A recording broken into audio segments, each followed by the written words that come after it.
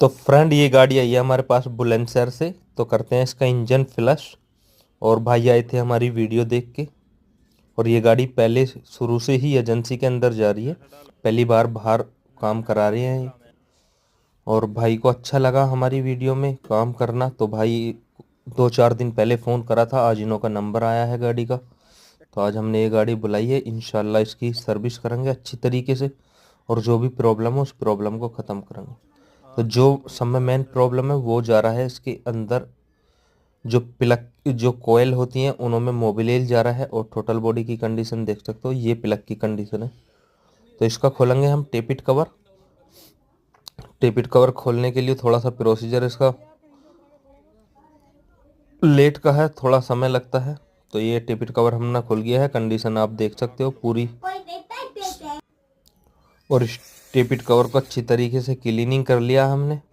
और बहुत केयरफुल से लगाना पड़ता है, जो इस पे हम सिलिकॉन लगाएंगे ना वो बड़ी बिंदास तरीके से लगेंगे ताकि आगे को भी कोई प्रॉब्लम नहीं बने।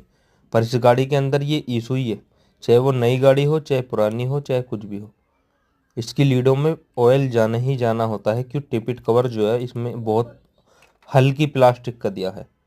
तो ये हमारा इंजन ऑयल आ गया, ये ऑयल ट्रीटमेंट आ गया, बाकी हमारा कूलेंट भी डल गया, एयर फिल्टर भी लग गया, केबिन फिल्टर भी लग गया, दोनों शॉकर फिटिंग हो गए हैं इसके लगभग। तो ये वीडियो जगह जगह से मैंने शॉट करी है, क्यों भाई यहीं पे बैठे हुए हैं गाड़ी के पास में, कोई मसला नहीं है हमें।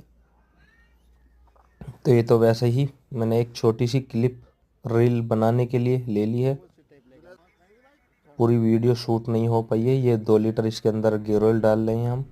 और गाड़ी इंशाल्लाह एकदम ओके की रिपोर्ट हो गई है, परफेक्ट।